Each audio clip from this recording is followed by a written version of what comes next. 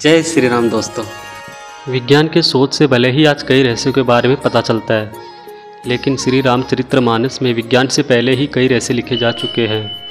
आज वैज्ञानिक शोध से पृथ्वी से सूर्य की दूरी, ग्रहों की गति या चाल आदि के बारे में पता लगाया जा चुका है, लेकिन हनुमान चालीसा में वैज्ञानिकों के पता लगाने से पहले ही पृथ्वी से सूर्य की दूरी के बारे में बताया जा चुका था।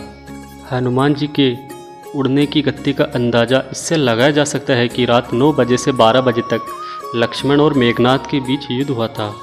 जब मेघनाथ द्वारा लक्ष्मण जी को बाण लगा तो वे मूर्छित हो गए थे। इसके बाद हनुमान जी रावण के भाई विभीषण के कहने पर सुषेण वेद को करीब रात्रि 1 बजे लंका से लेकर आए थे। सुषेण वेद ने लक्ष्मण जी की जान बचाने के लिए हिमालय के पास द्रोणगिरी पर्वत पर 4 तरह के औषधियों को सूर्योदय से पहले लाने को कहा। रात 1:30 बजे हनुमान जी औषधियाँ लाने निकल गए और 2500 किलोमीटर दूर हिमालय के द्रोणगिरी पर्वत से औषधि लाने गए। आधे घंटे उन्होंने औषधि ढूंढने में लगा दिया। ऐसा अनुमान लगा जाता है कि आधे घंटे का समय कालनेमी राक्षस ने हनुमान जी को भ्रमित करने में लगाया और आधे घंटे का समय भरत जी द्वारा उनको नीचे गिराने में और वापस भेजने में लगा। इसका मतलब है कि हनुमान जी को औषधि लाने के लिए आने जाने में केवल 2 घंटे का समय लगा था। हनुमान जी केवल 2 घंटे में ही द्रोणगिरी पर्वत हिमालय पर जाकर वापस 5000 किलोमीटर की यात्रा करके आए थे। इस तरह से अनुमानित तौर पर उनके हवा में उड़ने की गति 2500 किलोमीटर प्रति घंटा रही होगी।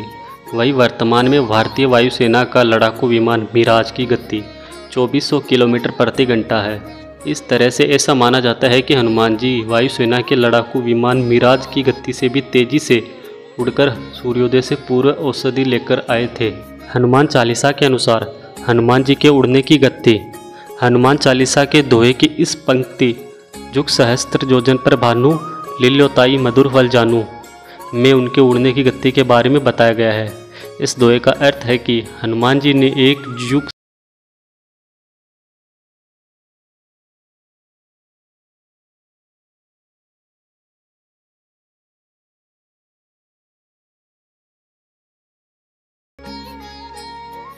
प्रति सेकंड हनुमान जी की हवा में उड़ने की गति।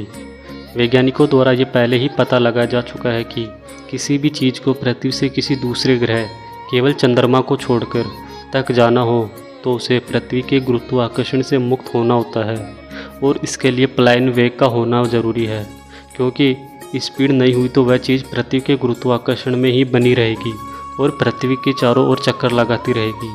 अंतरिक्ष विज्ञान के अनुसार पृथ्वी के गुरुत्वाकर्षण से बाहर निकलने के लिए किसी भी चीज़ को कम से कम 11 किलोमीटर प्रति सेकंड की स्पीड से उड़ना जरूरी होता है। ऐसे में हनुमान चालीसा के दोहे जुग सहस्त्र योजन पर भानु लील्योताई मधुर फल जानू में बताया गया है कि हनुमान जी ने पृथ्वी से सूर्य तक की यात्रा की है, इसलिए उनके उड़ने या फिर छलांग लगाने की हाई स्पीड 11 किलोमीटर प्रति सेकंड से भी ज़्यादा रही होगी।